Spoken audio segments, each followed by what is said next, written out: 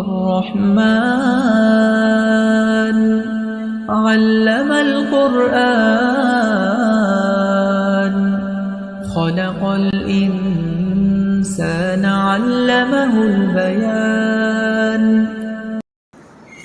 அளவற்ற அருளாளனும் நிகரில்லா அன்பாளனும் ஆகிய எல்லாம் வல்ல ஏக இறைவனின் திருப்பெயரால் ஆரம்பம் செய்கிறேன்.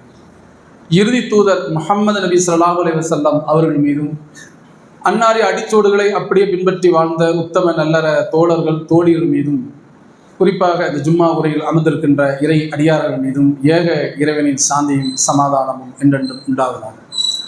அன்புள்ளம் கொண்ட அல்லாஹ்வின் நல்லடியார்களே, அல்லாஹ் ஜல்ல ஷானு தஆலா இந்த புனித மிகுந்த இந்த மார்க்கத்தை அதனுடைய தூய வடிவில் நமக்கு இறைவன் தந்து இந்த மார்க்கம் நமக்கு எதை போதிக்கிறதோ அனைத்து போதனை ஏற்றுக்கொண்டு உன்னதமான கொள்கையுடையவர்களாக உன்னதமான முஸ்லிம்களாக அல்லாஹ் நாம் அனைவரையும் வாழச் செய்திருக்கிறான்.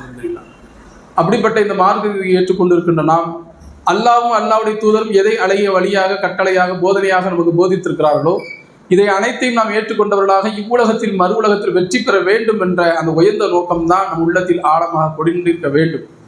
அப்படிப்பட்ட தீனு இஸ்லாத்தை ஏற்றுக்கொண்டிருக்கின்றோம் என்றால் ஷிர்கிலிருந்து பிதஅத்திலிருந்து வழிகேட்டிலிருந்து நாம் எல்லாம் விலகி உண்மையான ஏகத்துவத்தின் பக்கம் நாம் வந்து நிற்கின்றோம். இது படைத்த ரப்புல் ஆலமீனுடைய பெரிய பேரருள். ஷிர்க்கு நம்மளை தள்ளவிட முடியுமா என்று பார்த்தீங்கன்னால் எவராலும் முடியாது. அல்லாஹ்வுடைய அருளால் நாம் அதை சரியான முறையில் கொள்கையின் வழியின்பா நாம் நிற்கின்றோம்.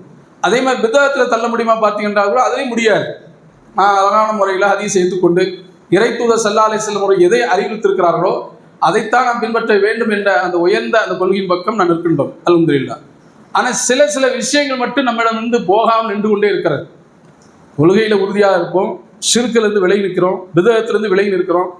அப்படிப்பட்ட மூமின்களாக முஸ்லிம்களாக இருக்கக்கூடியவர்கள் ஒரு சில தீய பண்பு மட்டும் நம்மிடம் நகர முடியாத அளவுக்கு ஒட்டி கொண்டு நிற்கிறது.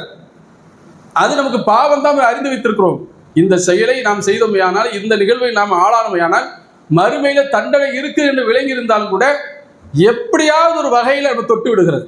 அது எதுன்னு பார்த்தீங்கன்னா அதிகமாக ஆட்கொள்வது இந்த பொய் தான். பொய் என்றது நாம் பேசவே இல்லை என்று எவராலும் சொல்ல முடியாது.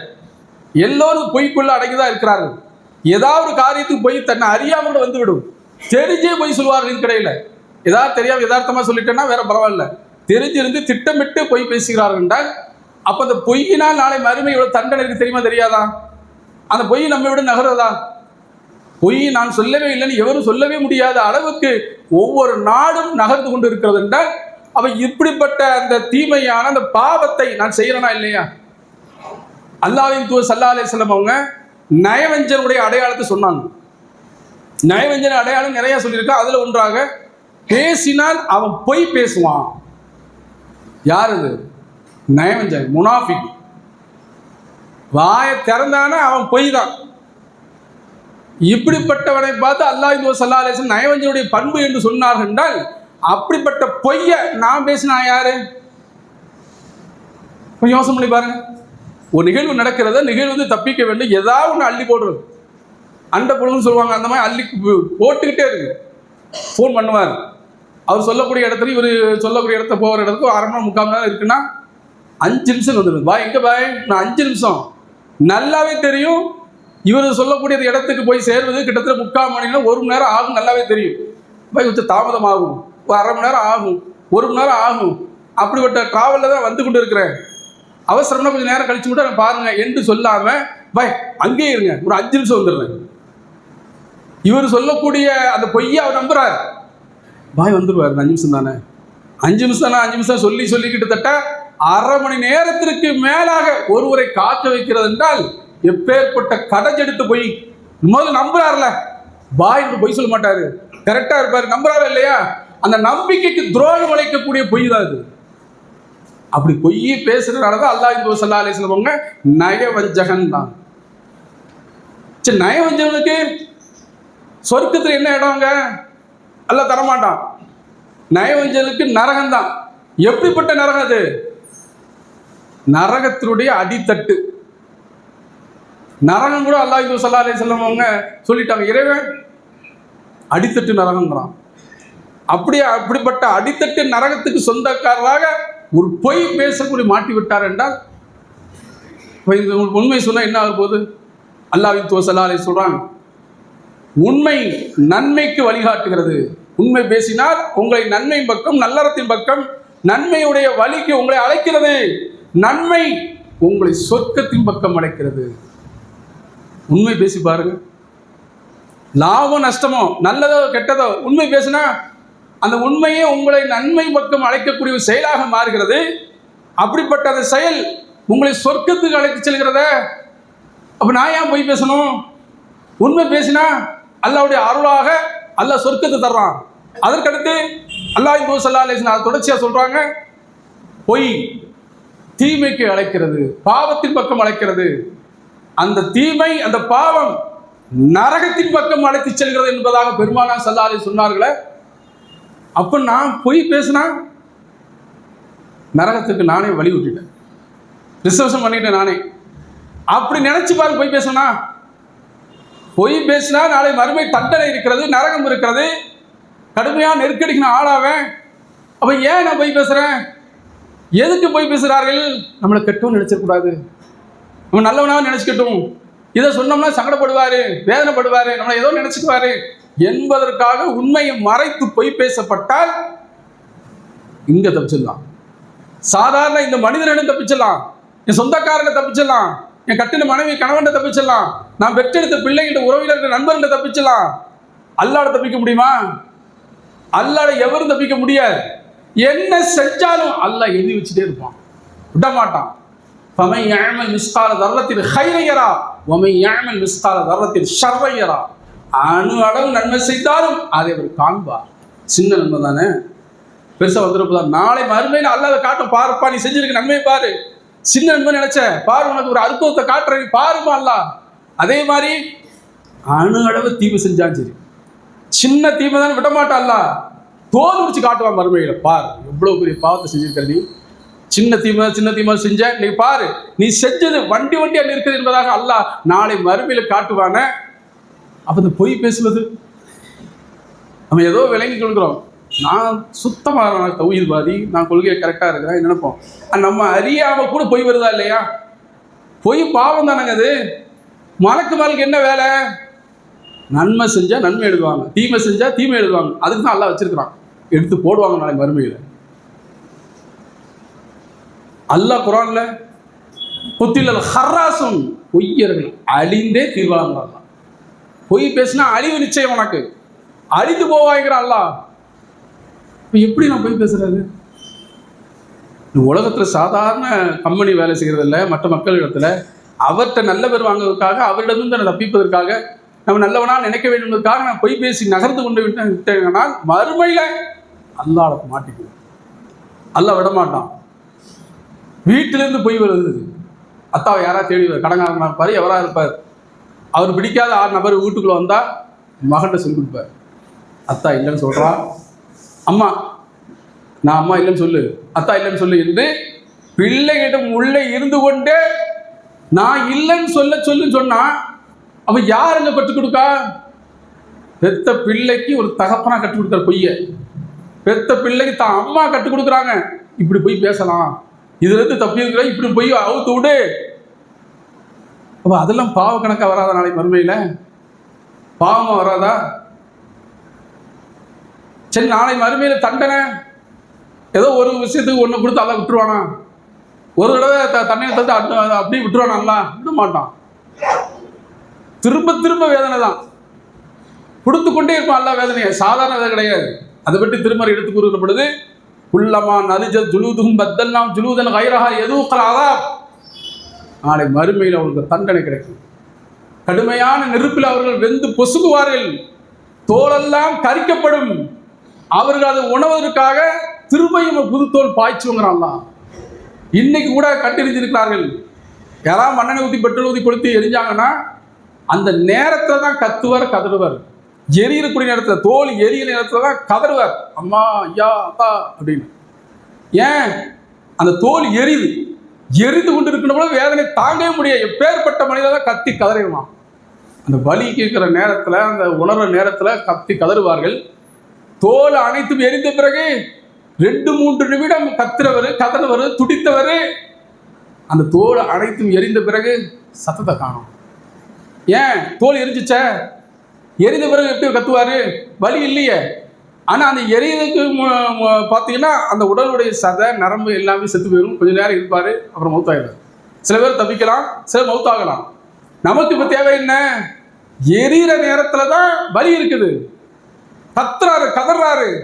எரிந்த பிறகு வலி இல்லை. நார்மலாக வாழையில போட்டு படுக்கிட்டு கையை காலிட்டு படுத்துருவார், அவ்வளோதான். வலிக்குதான் கேட்டால் மனக்கு வரும், அவ்வளோதான். பேசப்பட முடியாது.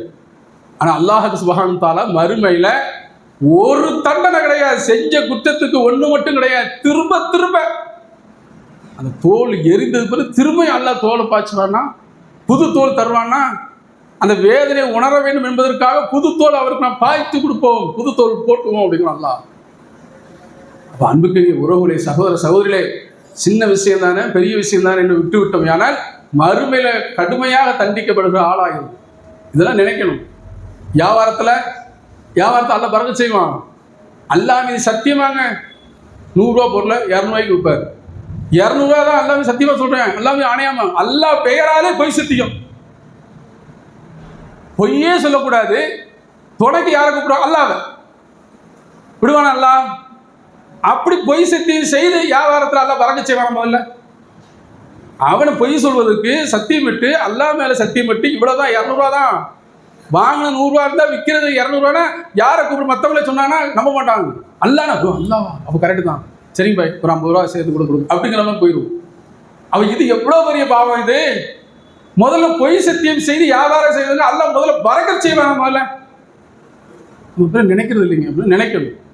மார்க்கத்துக்கு மாற்றமாக ஹராம் ஹலால் பேசாம ஒரு விதமான நிலையில ஹலால் என்ற அடிப்படையிலேயே நான் வியாபாரத்தை அமைத்துக் கொண்டவையானால், ஹராம் என்ற துளிவுட வராம இந்த வியாபாரத்தை அமைத்துக் கொண்டவையானால் அல்லாஹ்வுடைய அருள் இந்த வியாபாரத்தில் இருக்கும். அங்கேயும் போய் பேசக்கூடாது. வாங்குறான் வாங்கணும் போறாரு, இதுக்கு என்ன இப்படி வாங்கித்தான் இல்லை, அல்லாஹ் வேற யார் மூலமும் பறக்க செய்வான். உண்மை பேசி சொல்லுங்க.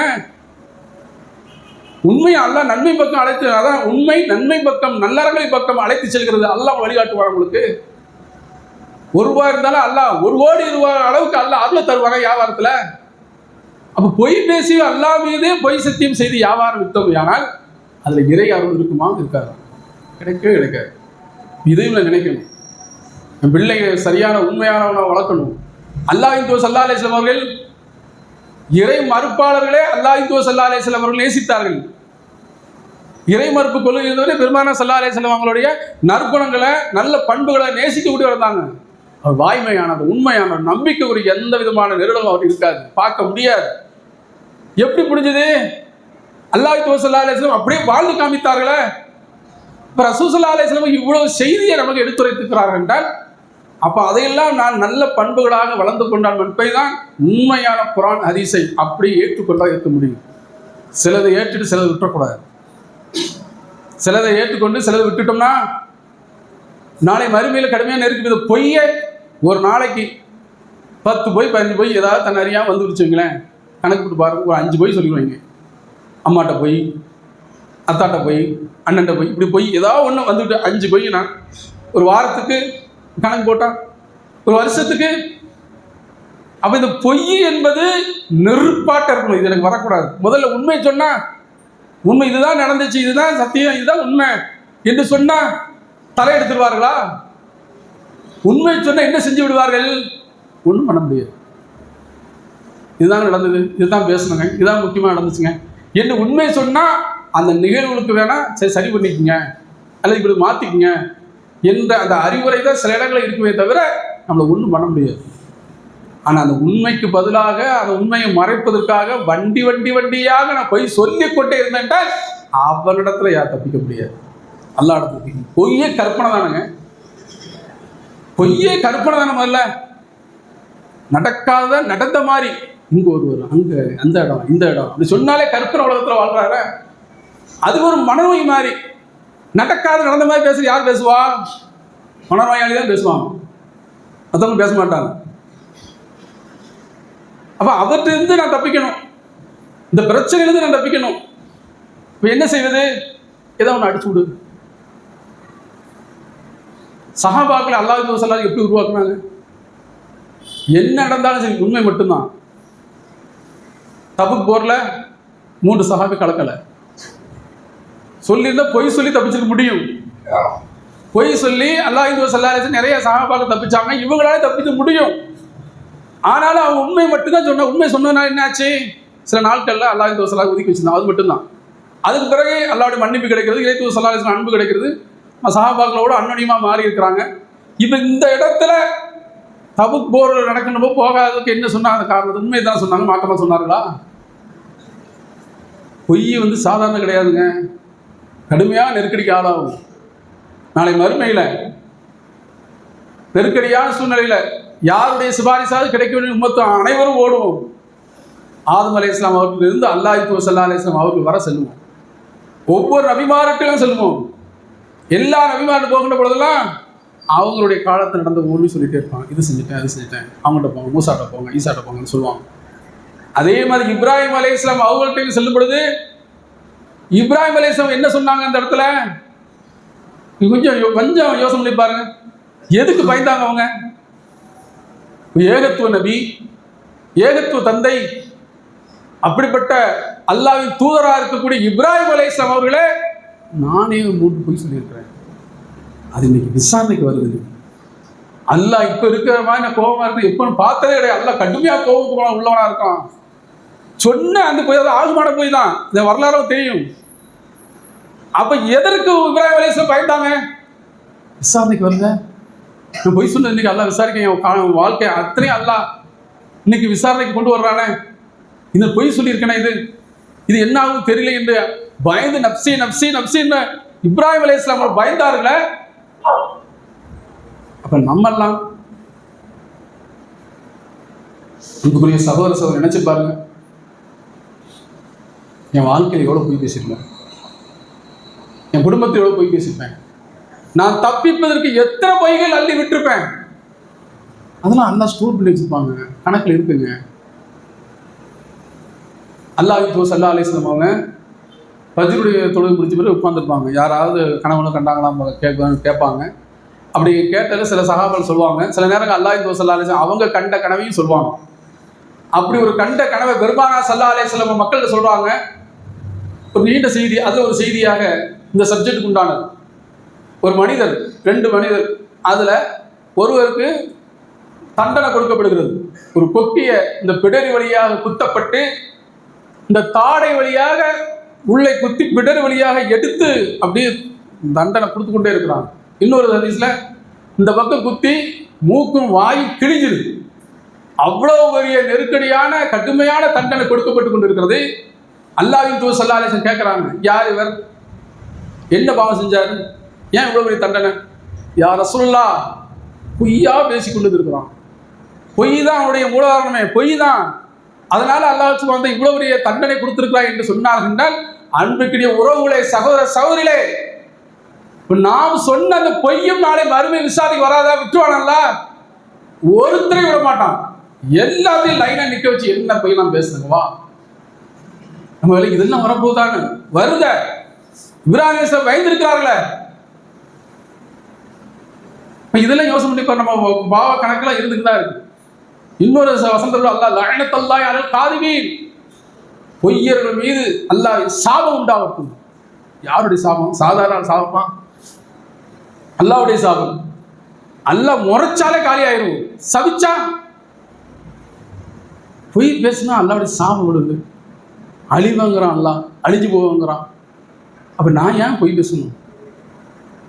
உண்மை சொன்னதுனால ஒன்றும் ஆகக்கூடாது. இந்த உண்மையை சொல்றதுன்னா இந்த உலகத்துல அசிங்கமோ நஷ்டமோ எது நடந்தாலும் கூட படைத்த ரப்புலான இடத்தில் இவ்வளவு பெரிய கண்ணியம். அது கிதுபு எதுக்குள்ள ஈமான், பொய் ஈமானை தின்றுமா. பொய் பேசிட்டே இருந்தா ஈமான் ஒன்று ஒன்றா காலி ஆயிடும். நம்ம ஈமானையே வேட்டு வைக்கக்கூடிய பொய். இதையெல்லாம் நாம் கருத்தில் கொண்டு நாம் செய்த அத்தனை பேரையும் நினைச்சு பார்க்கணும். கடந்த காலங்களில் நான் எவ்வளவு பாவம் செஞ்சேன், எவ்வளவு தீமை செஞ்சேன், எத்தனை பொய் பேசியிருக்கிறேன். பொய் மட்டும் எடுத்து வச்சுங்களேன், ஒரு 100 கண்டெய்னர் நிறையும். அவ்வளோ பொய் சொல்லியிருக்கோம். அத்தனை பொய்யெல்லாம் பாவமாக தான் இருக்கும். இந்த பாவம் எல்லாம் அல்லாஹ் மன்னிக்க வேண்டும் என்றார். அல்லாஹ் அதை மன்னிச்சு அலட்சியப்படுத்தி அல்லாஹ்வுடைய அருளை தர வேண்டும் என்றால் நாம் செய்ய வேண்டியது என்ன? கையெழுந்துடலாம். ஏவா, நான் கடந்த காலங்களில் பாவம் செஞ்சுட்டேன், பொய் பேசியிருக்கிறேன், அதெல்லாம் நீ தீமையாக வைத்திருந்தாலே மறுமையை தண்டித்து விடாதே என்று அல்லாஹ்விடம் சரணடைந்தால் மட்டும்தான் அல்லாஹ் அதை விடுவான். இதை கூட அல்லாஹ் திருமறை அழகான ஒரு வசனத்துக்கு மூலமாக எடுத்து வைக்கிறான். இல்லா மன் தாப வ ஆமன வ அமில அமலன் ஸாலிஹன் ஃபஉலாயிக யுபத்திலுல்லாஹ் ஸய்யிஆத்தி ஹஸனா. நம்பிக்கை கொண்டு திருந்தி யார் நல்லறங்கள் புரிகிறார்களோ, நல்லறங்கள் செய்கிறார்களோ, ஃபஉலாயிக யுபத்திலுல்லாஹ் ஸய்யிஆத்தி ஹஸனா, அவருடைய பாவங்களை தீமைகளை அனைத்துமே நாம் நன்மையாகவே மாற்றி தருவோம் என்கிறான் அல்லாஹ். இவ்வளவு அருளாளர் பாருங்க, இவ்வளவு கருணையாளர். நாம் செய்த அந்த தீமையை, நாம் செய்த அந்த பாவங்களை எல்லாம் நினைச்சு திருந்தி அல்லாஹ்விடம் கண்ணீர் விட்டு மன்னிப்பு தேடினா மட்டும் போதும். அல்ல அப்படியே இறக்கிடலாம். மன்னிச்சு அப்படியே தூர விட்டார் அல்லாஹ். இந்த உலகத்துல பார்க்கலாம், பொட்டச்சர் கொடுத்துட்டே இருக்கிறார், தொல்லை கொடுத்துட்டே இருக்கிறார். கடைசி இறுதியா மன்னிப்பு கொடுப்போம். நான் மன்னிச்சுட்டேன், ஆனா என் மூஞ்சில் முடிக்கக்கூடாது, உன்னை நான் எங்கேயும் பார்த்துடக்கூடாது, பார்த்தா அவ்வளவுதான், அவ்வளவுதான் மன்னிப்பு. ஆனால் அல்லாஹ் கருணையாள அருளாள மன்னித்தது மட்டுமல்லாம அல்லாஹ்வுடன் கையேந்தி கண்ணீர் விட்டு சிந்திய அந்த ஒன்றுக்காக, அந்த தௌபாவுக்காக மன்னித்தது மட்டும் அல்லாமல் அவர் பாவத்தையே, அவர் தீமையே அவர் செய்த நன்மையாகவே அல்லாஹ் தருகிறார் என்றால் எவ்வளவு பெரிய அருளாளம் பாருங்க. அல்லாஹ் நம் தொழுகையாக, ஜக்காத் கொடுத்ததாக, நோன்பு இருந்ததாக, ஹஜ் இருந்ததாக, உம்ரா செய்த நன்மையாக, இப்படி ஏராளமான நன்மை செய்ததாக அல்லாஹ் அது அப்படியே மாற்றி நன்மையாக தருகிறார். அப்படியே ஃபுல் பண்ணிக்கங்க. நன்மைனா அல்லாஹ் நாடுனது. அப்போ நாம் கடந்த காலங்களில் செய்திருந்த ஒவ்வொன்றையும் கண்ணு முன்னால் கொண்டு வந்து நிறுத்தி, இறைவா என்னை மன்னிச்சிரு, பாவம் செஞ்சிருக்கிறேன், தப்பு செஞ்சுட்டேன், அறிந்தோ அறியாமலோ தெரிந்தோ தெரியாமல் செய்த அனைத்து பாவத்தையும் உன் கருணையால், உன் தயாள குணத்தினால் மன்னித்து அலட்சியப்படுத்தி விட அல்லாஹ், நீ தண்டித்து விடாத அல்லாஹ் என்று இறைஞ்சினமையானால் மன்னிப்பும் கிடைக்கும், அல்லாஹ்வுடைய அற்புதமான அருளும் மகிழ்ச்சியும் நிம்மதியான வாழ்வும் கிடைக்கும் என்று கூறினார்.